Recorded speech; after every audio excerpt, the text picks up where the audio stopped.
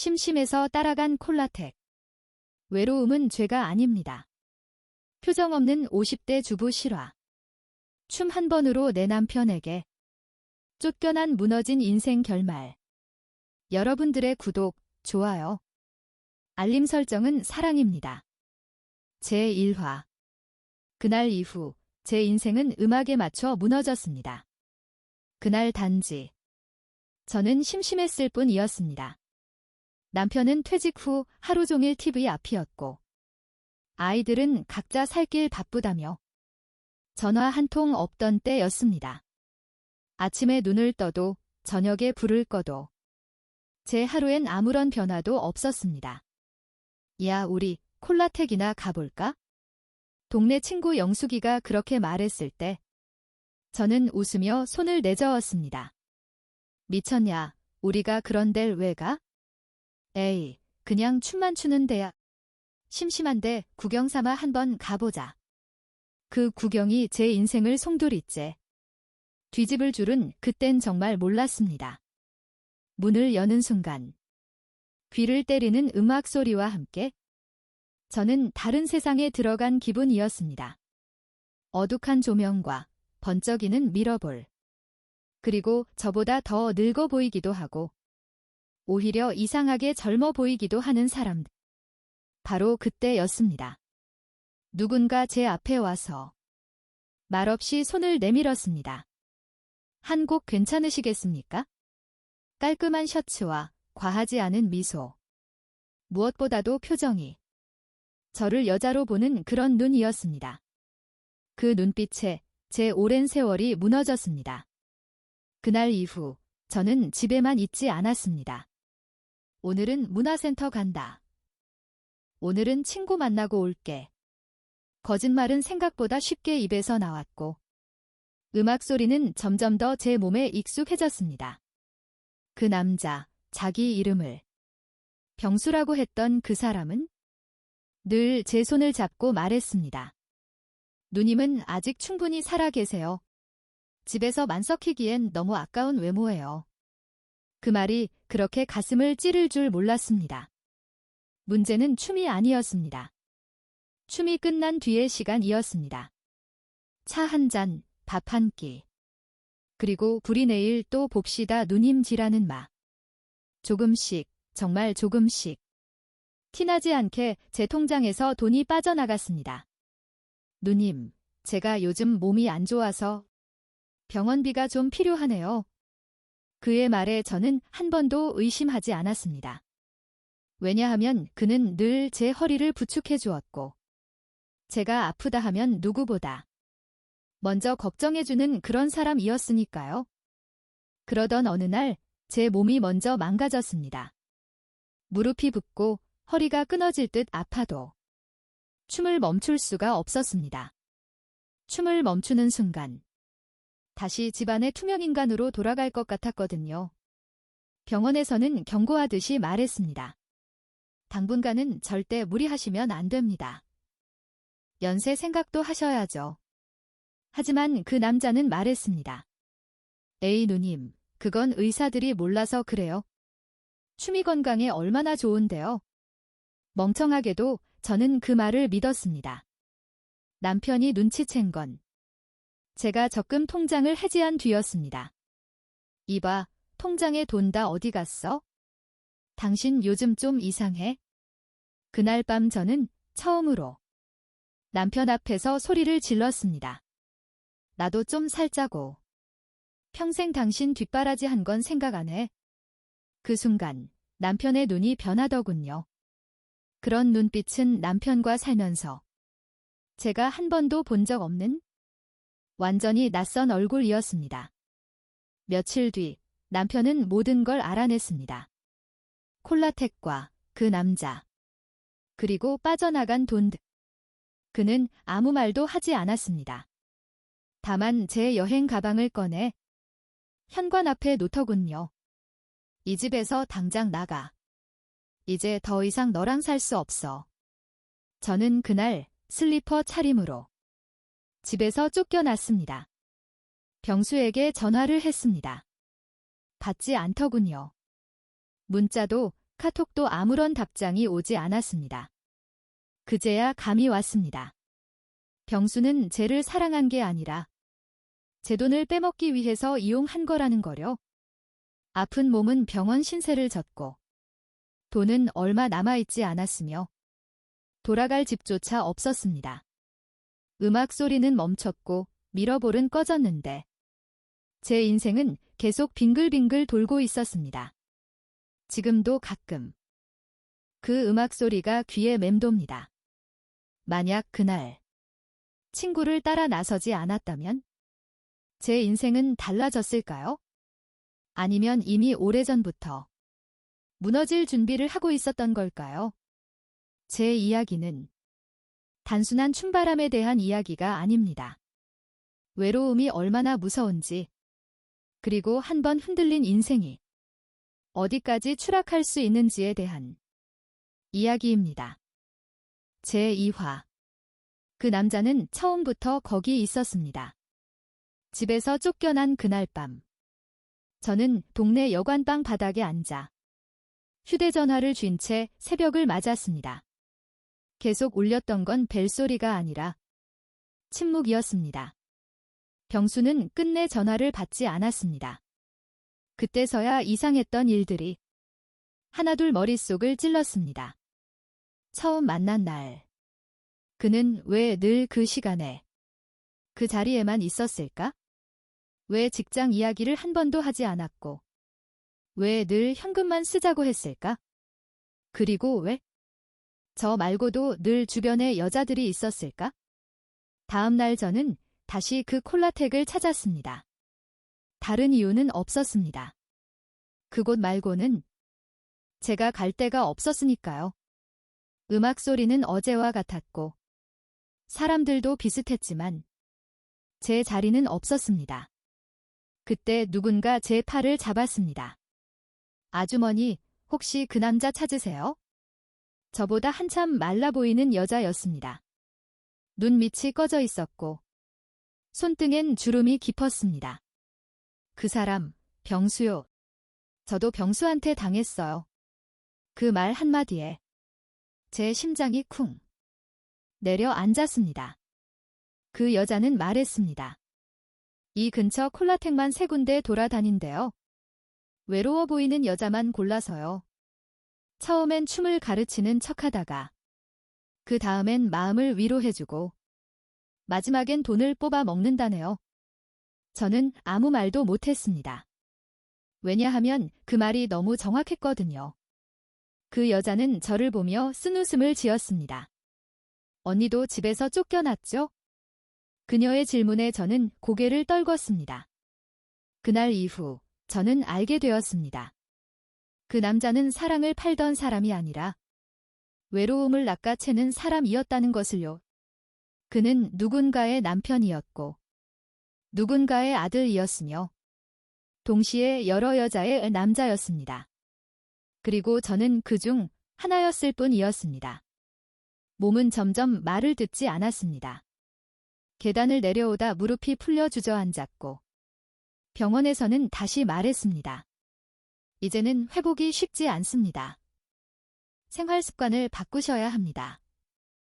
생활. 제가 돌아갈 생활은 이미 없었습니다. 며칠 뒤 남편에게서 전화가 왔습니다. 이혼 서류 보냈어. 필요한 건 법으로 정리하자. 남편의 목소리는 차가웠고 흔들리지 않았습니다. 저는 그제야 알았습니다. 남편은 저를 미워해서 내보낸 게 아니라 더 이상 저와 함께 무너지고 싶지 않았던 것이라는 거요. 그날 밤 저는 결심했습니다. 절대 이대로 끝내지 않겠다고요. 그 남자가 제 인생을 망가뜨렸다면 저도 그냥 사라지진 않겠다고요. 저는 그가 늘 앉아있던 그 자리에서 무작정 기다리기 시작했습니다. 이번엔 춤을 추러 간 게 아니었습니다. 제3화. 춤추는 사람은 따로 있었습니다. 그날 저는 화장을 하지 않았습니다. 예전처럼 예쁘게 보이고 싶지도 않았고 그에게 다시 선택받고 싶지도 않았습니다. 그저 끝을 보고 싶었을 뿐입니다. 콜라텍 문을 여는 순간 음악 소리가 귀를 때렸고 몸은 본능처럼 움찔했지만 저는 더 이상 흔들리지 않았습니다. 그의 모습이 보였습니다. 항상 앉아있던 그 자리에 늘 버릇처럼 다리를 꼬고 습관처럼 누군가를 기다리는 얼굴. 오늘은 그의 옆엔 제가 처음 보는 여자가 앉아 있었습니다. 젊지도 늙지도 않은 여자. 차림은 수수했지만 눈빛이 이상하게 단단했습니다. 그 여자가 웃으며 말했습니다. 아저씨, 오늘도 인기 많으시네요. 그 순간 저는 확신했습니다. 아, 이번엔 저 여자가 중심이군. 저는 그들 앞을 지나쳤습니다. 일부러 아주 천천히. 병수는 저를 보자 잠깐 눈이 흔들렸습니다. 그 짧은 흔들림이 제가 아직도 과거라는 증거 같아서 오히려 웃음이 나오더군요. 잠시 뒤 그가 따라 나왔습니다. 누님, 왜 아무 말도 안 하고 가셨어요? 저는 그를 보며 처음으로 차분하게 말했습니다. 돈은 이제 다 썼어. 덕분에 몸도 망가졌고 이제 나한테 남은 건 아무것도 없어. 그는 아무렇지 않게 웃었습니다. 그 웃음이 저를 완전히 깨웠습니다. 에이, 그래도 다시 시작하면 되죠? 누님 같은 분은 또 금방. 그때 뒤에서 목소리가 들렸습니다. 병수 씨. 그 여자였습니다. 그녀는 조용히 다가와 그의 팔을 붙잡았습니다. 이 아줌마가 그분이에요? 당신 통장에 이름 찍힌? 그 순간 병수의 얼굴이 처음으로 굳었습니다. 그 여자는 저를 똑바로 보며 말했습니다. 언니, 저 이 사람 아내예요. 그 한마디에 음악 소리가 완전히 꺼진 것 같았습니다. 아내. 그 단어는 제가 가장 피하고 싶었던 말이었습니다. 그녀는 말했습니다. 이 사람 예전부터 이랬어요. 콜라텍만 바꾸면서 돌아다녀요. 저도 여러 번 끌고 나와 봤는데 역시 사람은 쉽게 안 바뀌더라고요. 그녀의 말투엔 분노보다 체념이 더 많았습니다. 그게 더 무서웠습니다. 그녀는 제게 휴대전화를 내밀었습니다. 거기엔 제 이름이 있었습니다. 정확히 말하면 제가 송금한 날짜와 금액들이 있었습니다. 언니가 보냈던 돈이요. 다 제 앞으로 들어왔어요. 그 말에 제가 비틀거렸습니다. 그럼 당신은 알고도? 그녀는 고개를 끄덕였습니다. 알고 있었어요. 유일한 생활비였거든요. 그 순간 제가 무너진 게 아니라 이 세상이 기울어지는 느낌이 들었습니다. 병수가 소리쳤습니다. 당신도 다 알고 있었던 거잖아. 그 여자는 그를 보며 말했습니다. 그래서 이제 너랑 끝내려고. 그리고 제게 말했습니다. 언니, 우리 둘 다 피해자 같죠? 근데 사실은 이 사람만 가해자예요. 그 말에 처음으로 눈물이 아닌 숨이 나왔습니다. 그날 콜라텍 앞에서 사람들이 모여들었습니다. 관리자는 경찰을 불렀고 병수는 끌려나갔습니다. 그는 끝까지 말했습니다. 다 오해라고. 다들 좋아서 한 거잖아. 그 말에 제가 처음으로 소리쳤습니다. 아니, 너만 좋았어. 며칠 뒤 그 여자는 제 병실로 찾아왔습니다. 그리고 서류 하나를 내밀었습니다. 병수 씨, 사기 혐의로 고소 들어갔어요. 언니 이름도 피해자 명단에 있어요. 저는 그 서류를 보며 손이 떨렸습니다. 그날 밤 혼자 병실에 누워 생각해 봤습니다. 저는 춤에 미친 여자가 아니었습니다. 외로움에 손을 내민 사람이었을 뿐입니다. 그리고 그 외로움을 가장 먼저 이용한 건 음악 소리도 콜라텍도 아닌 바로 그 사람이었습니다. 제4화. 쫓겨난 여자는 돌아오지 않았습니다. 늦은 오후 병실 창문으로 햇빛이 비스듬히 들어오던 날이었습니다. 그날 남편이 찾아왔습니다. 미리 연락도 없이, 노크도 없이 문을 열고 들어왔습니다. 저는 그를 보자마자 몸부터 굳었습니다. 미안하다는 말도, 반갑다는 말도, 그 어떤 말도 떠오르지 않았습니다. 그는 제 얼굴을 한참 보더니 낮은 목소리로 말했습니다. 사람 꼴이 영 말이 아니네. 그 말이 이상하게도 따뜻하게 들렸습니다. 우리는 한동안 아무 말도 하지 않았습니다. 병실엔 기계 소리와 창밖 자동차 소리만 있었습니다. 먼저 입을 연 건 남편이었습니다. 고소 들어갔다며? 저는 고개를 끄덕였습니다. 그 여자분이 도와주셨어요. 남편은 그 말엔 아무 반응도 보이지 않았습니다. 다만 제 손목에 남은 주사 자국을 보며 말했습니다. 당신 집 나가서 잘 살 줄 알았어. 그 말에 제가 처음으로 웃었습니다. 쓴웃음이었습니다. 설마요. 그는 의자에 앉으며 말했습니다. 사실 난 당신이 바람나서 나간 줄 알았지? 그 말에 제가 말했습니다. 미안해요. 저도 그땐 제가 다시 여자가 된 줄 알았어요. 그는 고개를 숙였습니다. 아니, 그게 아니었지? 당신은 외로웠던 거지? 남편의 한마디에 가슴이 찢어지는 줄 알았습니다. 남편은 이혼 서류 이야기를 꺼냈습니다. 법원에서 연락 올 거야. 재산은 이미 많이 빠졌고 집은 그냥 내가 계속 있을게. 저는 조용히 말했습니다. 알겠어요. 저도 다시 돌아갈 생각은 없어요. 그 말에 남편이 저를 봤습니다. 놀란 눈이었습니다. 왜, 더 이상 미련 없다는 뜻이야? 저는 한참을 생각하다가 말했습니다. 쫓겨난 년이 무슨 낯짝으로 다시 들어가겠어요. 며칠 뒤 병수의 아내에게서 연락이 왔습니다. 그 여자는 생각보다 빨리 움직였습니다.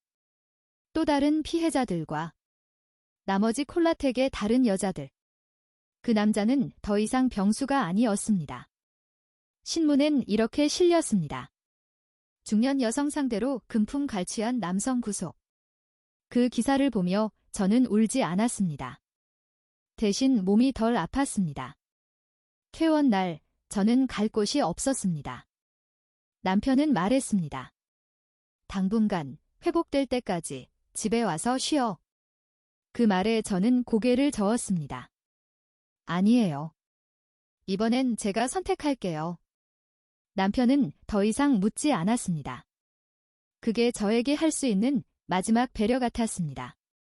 저는 작은 고시원 방으로 들어갔습니다. 바닥은 차가웠고 창문은 없었으며 밤엔 음악 소리도 없었습니다. 그런데 이상하게도 잠은 잘 왔습니다.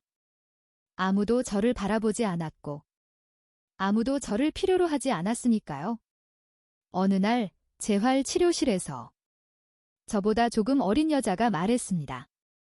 언니, 나도 콜라텍 다니다가 여기 왔어요. 그 말에 저는 그 여자를 보았습니다. 그리고 처음으로 다른 사람에게 제가 겪은 이야기를 처음부터 끝까지 말해 주었습니다. 그 여자는 울면서 말했습니다. 그래도 언니는 돌아갈 집이라도 있잖아요. 그 말에 제가 대답했습니다. 그래서 이제부터가 시작이에요. 그날 밤 저는 오랜만에 거울을 한참 동안 쳐다봤습니다. 예쁘지도 않았고 젊지도 않았지만 도망치지 않는 얼굴이었습니다. 이제 춤은 끝났습니다. 하지만 제 인생의 박자는 그제야 제 손으로 맞추기 시작했습니다. 제5화. 다시 서는 자리는 무대가 아니었습니다. 고시원 생활은 생각보다 규칙적이었습니다. 아침 6시에 일어나 복도를 한번 왕복하고 재활병원에 가서 아픈 다리를 끌고 운동을 했습니다. 누구도 제 이름을 부르지 않았고 누구도 저를 여자로 보지 않았습니다. 그게 처음엔 서러웠다가 나중엔 편해졌습니다. 어느 날 남편에게서 문자가 왔습니다. 집 정리하다가 네 일기장 나왔다. 심장이 툭 내려 앉았습니다. 그 일기장은 아이들 키우던 시절 제가 가장 힘들 때 쓰던 것이었습니다. 답장을 하지 않았습니다. 그날 밤 남편에게서 다시 문자가 왔습니다. 그땐 네가 이렇게 외로운 줄 몰랐다. 나는 그 문자를 10번쯤은 읽었습니다. 며칠 뒤 남편을 만났습니다. 집이 아니라 동네 오래된 국수집에서였습니다. 그는 국수를 말없이 밀어놓고 제 손을 보더군요. 손이 많이 상했네. 그 말에 제가 말했습니다. 이젠 안 아파요. 아픈 줄도 몰랐던 게 더 아팠죠. 그는 고개를 끄덕였습니다. 남편은 뜻밖의 말을 꺼냈습니다. 나 당신 이름으로 적은 돈 좀 남겨놨어. 제가 놀라서 물었습니다. 왜요? 우린 이미 다 끝난 사이잖아요. 그는 숟가락을 내려놓으며 말했습니다. 끝난 건 맞아. 근데 살아온 건 부정 못하겠더라. 그 말에 눈물이 났습니다. 하지만 참았습니다.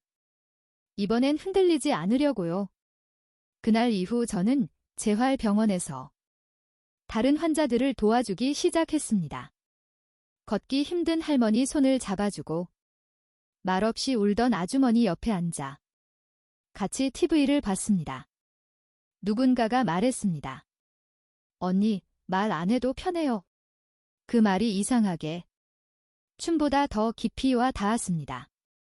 어느 오후 병원 게시판에 작은 종이가 붙어 있었습니다. 중장년 여성대상 자립 모임 모집. 저는 한참을 서서 그 종이를 봤습니다. 그리고 용기를 내서 제 이름을 적었습니다. 모임 첫날 여자들은 각자 다른 이유로 앉아 있었습니다. 이혼, 사별, 사기, 외로움. 제 차례가 왔을 때 저는 말했습니다. 저는 춤추러 갔다가 인생을 잃었습니다. 방 안이 조용해졌습니다. 그리고 아무도 저를 비웃지 않았습니다. 모임이 끝난 뒤 누군가 말했습니다. 언니, 그 얘기 다음에도 해주세요. 그 말에 제가 처음으로 쓸모라는 단어를 다시 떠올렸습니다. 그날 밤 남편에게서 전화가 왔습니다. 잘 지내? 저는 대답했습니다. 네, 괜찮아요. 잠시 침묵이 흐른 뒤 그가 말했습니다. 그럼 됐다. 그 한마디로 우리가 다시 부부가 되지 않아도 사람으로는 남아있다는 증거 같았습니다. 저는 이제 춤을 추지 않습니다. 하지만 사람들 앞에 다시 서고 있습니다. 밀어볼 아래가 아니라 형광등 아래에서요. 누군가를 유혹하기 위해서가 아니라 누군가가 넘어지지 않게 붙잡기 위해서요. 제6화. 집은 다시 열렸지만 저는 들어가지 않았습니다. 남편이 다시 연락해 온 건 비 오는 저녁이었습니다. 집에 잠깐 와볼래? 그 말에는 부탁도 명령도 없었습니다. 그냥 사실처럼 들렸습니다. 집 앞에 섰을 때 저는 문을 바로 열지 못했습니다. 현관문 손잡이는 예전 그대로였는데 제가 너무 멀리 와 있었거든요. 문을 열자 집 안은 조용했습니다. TV 소리도 라디오 소리도 없었습니다. 남편은 식탁에 앉아 서류 하나를 정리하고 있었습니다. 자, 이거. 그는 서류 봉투를 제 앞으로 밀었습니다. 진명에 바꿨다. 내 이름은 빼고 당신 이름만 올렸어. 제 숨이 그 자리에서 멈췄습니다. 아니, 왜요? 그는 고개를 들지 않은 채 말했습니다. 이 집은 당신이 더 오래 버틴 곳이니까. 저는 그 자리에서 울지도 웃지도 못했습니다.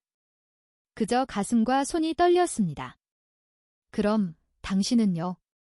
그는 잠시 생각하다 말했습니다. 나도 이제 집 없이 한번 살아보려고. 그 말이 농담처럼 들리지 않았습니다. 우리는 거실에 마주 앉았습니다. 예전 같으면 서로 말없이 TV만 봤을 자리였습니다. 남편이 말했습니다. 당신이 나간 뒤에 알았어. 집에 사람이 없다는 게 이렇게 큰 구멍인걸? 그 말에 제가 대답했습니다. 저도요. 사실은 아무 소리도 없는 방에서 처음으로 숨을 쉬었어요. 그는 천천히 고개를 끄덕였습니다. 그럼 됐다. 이 집은 당신이 선택할 때까지 비워둘게. 그의 말뜻은 붙잡음이 아니었습니다. 오히려 놓아줌이었습니다. 며칠 동안 생각을 하다가 저는 그 집에 짐을 들이지 않았습니다. 대신 한 번씩 들러 창문을 열고 바닥을 닦고 화분에 물을 줬습니다. 집은 사람이 살지 않아도 숨은 쉬고 있었습니다. 마치 저처럼요. 자립 모임에서 누군가 물었습니다. 언니는 다시 남편이랑 살 거예요. 저는 잠시 생각하다가 말했습니다. 아니요, 이제는 각자 집을 가진 채 서로를 기억하려고요. 그 말에 다들 조용해졌습니다. 그날 밤 혼자 방에 누워 생각했습니다. 집이란 돌아가는 곳이 아니라 도망치지 않아도 되는 곳이라는 것을요. 그걸 알기까지 저는 너무 멀리 돌아왔습니다. 며칠 후 남편에게서 마지막 문자가 왔습니다. 네가 웃고 있으면 그걸로 됐다. 저는 답장을 보내지 않았습니다. 대신 휴대전화를 내려놓고 불을 껐습니다. 이제 더 이상 저는 쫓겨난 여자가 아닙니다. 돌아가지 않은 사람입니다. 그리고 그 선택이 제 인생에서 가장 처음으로 저를 위한 것이었습니다. 제 7화. 제 이야기를 꺼내는데 용기가 필요했습니다. 처음엔 말할 생각이 없었습니다. 이 이야기는 제 안에서만 정리하면 되는 줄 알았습니다. 하지만 자립 모임에서 한 여자가 울면서 말했습니다. 언니 얘기 듣고 저 오늘 콜라텍 안 가려고요. 그 말에 제 가슴이 멎는 줄 알았습니다. 제가 겪은 게 부끄러운 과거가 아니라 누군가를 멈추게 할 수 있다면 그건 숨길 일이 아니었습니다. 모임 담당자가 조심스럽게 물어왔습니다. 저 혹시 다음 달 공개 모임에서 대표로 얘기해 주실 수 있을까요? 공개라는 말에 손이 떨렸습니다. 사람들 앞에서 그 일을 말한다는 건 다시 그날로 돌아가는 일이었으니까요. 하지만 저는 고개를 끄덕였습니다. 네, 있는 그대로만 말할게요. 행사는 동네 문화센터 강당이었습니다. 무대도 없고 조명도 없고 마이크 하나뿐이었습니다. 그게 오히려 숨을 쉬게 했습니다. 제 차례가 되었을 때 저는 이렇게 시작했습니다. 저는 춤추러 갔다가 제 인생을 잃은 사람입니다.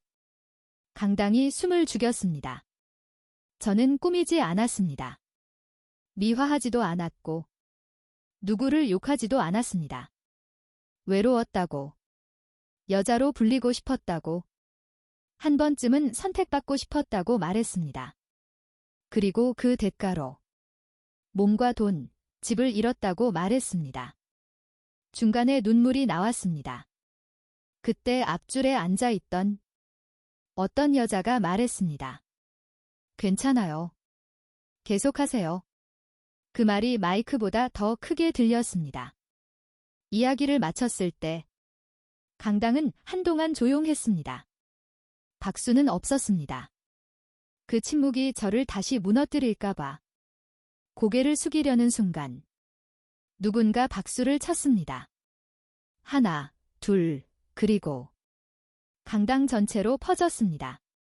그 박수는 잘했다는 박수가 아니었습니다. 당신만 그런 거 아니다라는 확인 같았습니다. 행사가 끝난 뒤 사람들이 다가왔습니다. 저도 비슷했어요. 저도 가끔은 흔들리고 있었어요. 어떤 분은 손을 잡고 말했습니다. 용기 내서 말해줘서 정말 고마워요. 그날 저는 처음으로 제가 겪은 모든 날들이 헛되지 않았다는 생각을 했습니다. 집으로 돌아오는 길. 남편에게서 전화가 왔습니다. 오늘 얘기했다며? 어디서 들었는지 묻지 않았습니다. 응, 다 말했어. 그는 잠시 침묵하다 말했습니다. 당신 되게 단단해졌더라. 그 말에 제가 웃었습니다. 그래서 이제 다시는 안 넘어질 것 같아요. 그날 밤 혼자 방에 누워 생각했습니다. 춤은 나를 망가뜨렸지만 말은 나를 다시 세웠습니다. 제8화. 제 얘기는 제 것이 아니게 되었습니다. 며칠 뒤 모르는 번호로 전화가 왔습니다. 혹시 문화센터에서 이야기하신 분 맞으세요? 순간 심장이 철렁 내려 앉았습니다. 네, 맞는데요. 상대는 동네 복지관 직원이라고 했습니다. 그날 오셨던 분 중 한 분이요. 선생님 이야기 듣고 상담 받겠다고 찾아오셨어요. 전화를 끊고 한참을 앉아 있었습니다. 제가 던진 말들이 누군가의 발걸음을 멈춰 세웠다는 사실에 부담이 무겁게 다가왔습니다. 그 후로 연락이 조금씩 늘어났습니다. 비슷한 사연과 비슷한 후회, 그리고 비슷한 외로움. 저는 조언을 하지 않았습니다. 그냥 말했습니다. 저도 그랬어요. 지금도 완벽하진 않아요. 그 말이 이상하게 사람들을 붙잡았습니다. 어느 날 복지관에서 제안을 했습니다. 정식 프로그램으로 작은 이야기 모임 같은 거 해볼래요? 정식이라는 말이 부담스러웠지만 저는 고개를 끄덕였습니다. 이번엔 도망치지 않기로 했으니까요. 첫 모임 날 예상보다 많은 사람이 왔습니다. 그중 낯익은 얼굴이 하나 있었습니다. 영숙이. 그날 저를 콜라텍으로 데려갔던 그 친구였습니다. 영숙이를 보자 가슴이 꽉 막혔습니다. 모임이 끝난 뒤 그녀가 다가왔습니다. 미향아, 나 그때 너 장난인 줄 알았어. 그 말에 저는 말했습니다. 나도 그래서 더 아팠어. 우리는 한참을 말없이 서 있었습니다. 그녀는 작게 울었습니다. 미안해, 미향아. 저는 그 말을 처음으로 받아들일 수 있었습니다. 그날 이후 영숙이는 모임에 빠지지 않았습니다. 자기 이야기를 하지 않아도 항상 끝까지 앉아 있었습니다. 그게 사과라는 걸 저는 알아차렸습니다. 모임이 끝난 어느 날 젊은 여자가 다가와 말했습니다. 선생님, 저희 엄마가요. 집에만 계셨는데 요즘 조금씩 웃으세요. 선생님이라는 호칭이 아직은 어색했지만 도망치고 싶진 않았습니다. 그날 밤 남편에게서 문자가 왔습니다. 집에 화분 하나 더 사놔다. 짧은 문장이었지만 그 사람도 자기 자리에서 살고 있다는 느낌이 들었습니다. 저는 제 이야기로 제 인생을 판단하지 않기를 바랬습니다. 대신 제 인생이 제 이야기를 쓰기만 바랄 뿐입니다.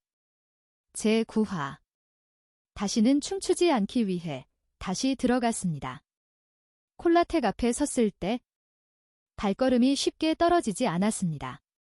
한 번 들어간 곳은 나올 수 있어도 다시 들어가는 건 또 다른 용기가 필요하더군요. 복지관 프로그램 일환으로 위험 장소 동행 점검이라는 명목이었습니다. 사실은 제가 먼저 가겠다고 했습니다. 도망치지 않는 게 마지막 숙제 같았거든요.